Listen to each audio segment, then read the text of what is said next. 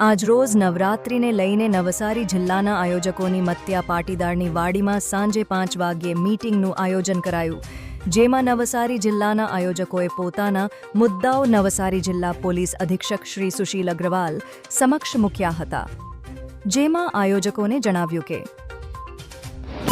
આજે નવસારી જિલ્લાની અંદર તમામ ગરબા સંચાલકો સાથે કમર્શિયલ ગરબા હોય કે શેરી ગરબા હોય એમના સાથે આજે એક મીટિંગ આયોજન કરવામાં આવી હતી અને ગરબાના હેઠળ જુદી જુદી સૂચનાઓ તમામ શેરી ગરબાઓને આપવામાં આવી હતી।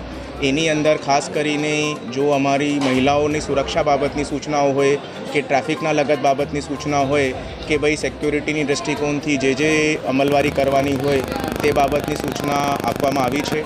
આ વર્ષે મોટા ગરબાની અંદર પોલીસની નવસારી જિલ્લા તરફથી એક હેલ્પ ડેસ્ક મૂકવામાં આવશે। કોઈપણ માણસને ગરબા રમતી સમયે કોઈપણ વસ્તુની આવશ્યકતા હોય કે કોઈપણ મદદ જોતી હોય તો એ પોલીસ હેલ્પ ડેસ્ક ઉપર સંપર્ક કરી શકે છે। એના અલાવા પોલીસની શી ટીમની મહિલાઓ ગરબાની ડ્રેસની અંદર લોકોની વચ્ચે ગરબા રમશે, જેના દ્વારા અગર કોઈપણ બનાવ બને તો એ મહિલાઓ ત્યાં સુરક્ષાના હેઠળથી ડિપ્લોય કરવામાં આવશે અને બાકી બધા સંચાલકોને જો સૂચના આપવામાં આવી હતી તે તમામ સૂચનાઓનું પાલન થાય તેવી રીતે અમે આશા રાખીએ છીએ। આયોજકોએ વિશેષ અંદાજમાં પોતાના મુદ્દાઓ મૂક્યા હતા, જેમાં વધુ જોઈએ।